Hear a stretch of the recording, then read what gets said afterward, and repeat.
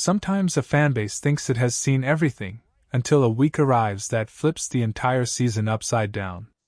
That's where Falcons fans found themselves today, caught between excitement, frustration, and a brewing storm that no one in Atlanta can ignore anymore. The day began with a jolt.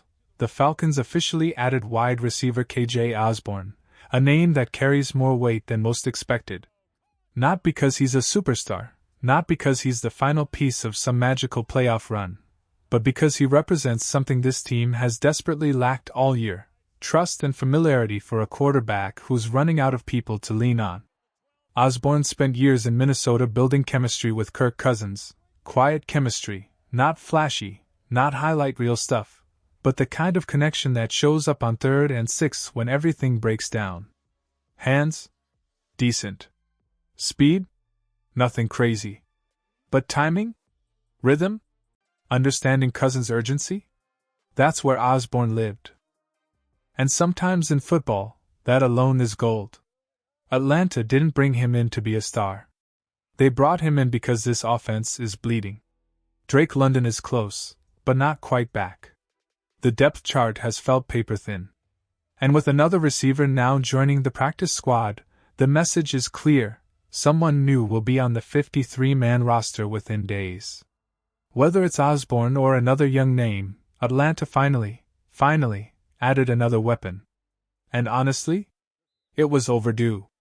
But while the offense tries to bandage itself together, something much bigger is happening. Something deeper. Something that has shocked even the most cynical Falcons fans. This Atlanta Falcons pass rush, is starting to look like the best we've seen in more than a decade. It doesn't even feel real. This franchise has spent years being pushed around in the trenches, desperate for anyone who could collapse a pocket. But this year? This year feels different. 39 sacks already? Top 10 in franchise history, and it's not even December. And it's the rookies who are lighting the fuse. James Pierce Jr. has gone from raw talent to cold-blooded closer in a matter of weeks. Early in the year, he could win reps but not finish plays. Now, he's finishing everything. Against the Saints, 5 pressures, 2 tackles, a sack and a half, a pass breakup, a ridiculous 26.7% pass rush win rate. That's not normal. That's not rookie stuff. That's a star forming in real time. And he's not alone. Atlanta's young defenders are playing like they refuse to let this season fall apart. The Falcons put up 5 sacks, 6 tackles for loss, 7 passes defended, 8 QB hits, and held the Saints' offense to just 3 points. Yes, it's the Saints. Yes, they're a mess. But dominance is dominance. The pass rush now has 22 sacks in 4 games, averaging over 5 a game, one of the best streaks in the league. Every week the stunts look cleaner. Every week the pressure gets nastier. Every week it feels like the defense is saying, "We'll carry this team if nobody else will." Even with devastating losses like Billy Bowman's torn Achilles, this unit refuses to collapse. And yet, for all this chaos and all this growth, a shadow hangs over Atlanta. A quarterback controversy that won't go away. A simmering tension between the future in Michael Penix Jr. and the present in Kirk Cousins. That storm is coming next. Because when you look closely at what Jalen Walker and James Pierce Jr. are doing, it doesn't feel like 2 rookies learning on the fly. It feels like the early chapters of a defensive duo that could define the next decade in Atlanta. Walker is the hammer. Pierce is the blade. And together, they hit offenses from angles they never see coming. Walker owns the run game in ways rookies simply aren't supposed to. When teams try to wash him out on stretch plays or inside zone, he just refuses to move. And when he sheds a block, he does it violently, the kind of violence that resets an entire drive. Pierce is different. He's chaos. Not built on size or power, but on pure disruption, bending around the edge, slicing through shoulders, closing space faster than quarterbacks expect. He hits QBs like someone trying to take back years of frustration this fanbase has carried. Walker has 5 sacks. Pierce has 4. But Pierce has more pressures, more hits, more flashes of that rare edge rusher spark. Walker has the higher grade, because he can stonewall the run like a seasoned vet. That's the beauty of it. One is strength. One is speed. Both are becoming something Atlanta hasn't had in years: reliable, consistent, game-changing. If this continues, this isn't just a good draft. This is a foundation. But just as hope builds on one side of the ball, the other side is unraveling into something far more complicated, and far more emotional. Because fans saw it. The players saw it. Probably even the coaches felt it in their stomachs. The offense looked different when Kirk Cousins was under center. Last year, he ran everything out of shotgun and pistol in Minnesota. But in this game, something shifted. Something about the way he commanded the field, the way the play action opened, the way the ball came out clean, it all looked smoother. And then Raheem Morris dropped the line that lit the fanbase on fire. Kirk is more comfortable under center than Penix. He didn't say it with malice. He didn't say it to embarrass the rookie. Raheem is many things, but a liar? No. The man speaks bluntly, sometimes too bluntly. But his honesty exposed a painful truth. Why draft Michael Penix Jr. 8th overall if he's not comfortable in a fundamental part of NFL quarterbacking? Under center is not some small detail. It's not a niche formation. It's one of the defining pillars of elite offenses. And the stats don't lie. Before the Saints game, the Falcons were 31st in the NFL in under center snaps, surrounded by losing teams struggling to move the ball. Meanwhile, the best offenses in football, Rams, Seahawks, 49ers, Lions, all lean heavily on under center concepts. It opens the boot game. It sells play action. It creates rhythm. It makes quarterbacks look better. So the question isn't just why doesn't Penix like being under center? The real question is, why didn't the Falcons prepare him for it? Why draft him that high if development wasn't the priority? The job of a staff isn't to adapt the entire offense to a rookie quarterback's college comfort zone.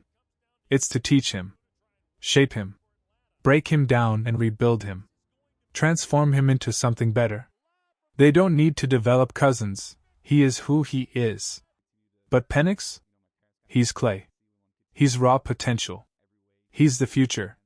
And if the staff doesn't shape him correctly, that future collapses. Atlanta isn't losing because of a lack of talent anymore. They're losing because the blueprint doesn't match the roster. Because stubbornness at the top is clashing with growth at the bottom. Because the offense refuses to evolve the way every great offense eventually must. This isn't just a scheme problem. It's a crossroads, one that will define the fate of both quarterbacks, the coaching staff, and the entire franchise. If there was ever a moment that exposed how badly Atlanta's offense has been mismanaged, it came the second Kirk Cousins ran a real play-action fake, and the entire Saints defense froze like they'd seen a ghost. Because for the first time all season, the Falcons didn't look predictable. They didn't look robotic. They looked alive. And here's the wild part. It took almost 3 months to find something this simple. Before the Saints game, Atlanta's play-action rate wasn't just bad, it was dead last in the NFL. An offense with a power back, a vertical threat, a big-body tight end, and a quarterback who thrives with timing and rhythm had been operating without the single most important weapon in modern football. But then came yesterday. 23 pass attempts. 9 of them play-action. That's 32%. A massive leap from the pathetic 9% they'd been using all season. And look at the results. Cousins completed 7 of 9 for 117 yards and a touchdown, and the 8th should have been caught. It was clean, smooth, efficient.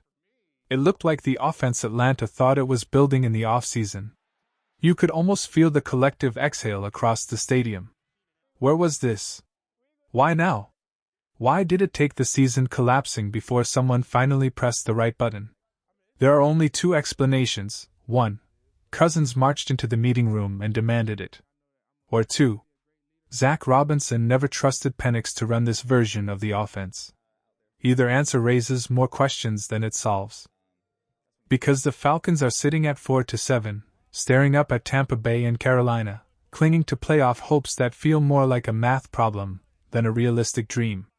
If Carolina loses tonight, the path opens a little, not wide enough for belief, but enough to make you look twice at the standings. But that's the part that makes this all so frustrating. The season didn't have to unravel like this. The roster didn't have to waste this much time.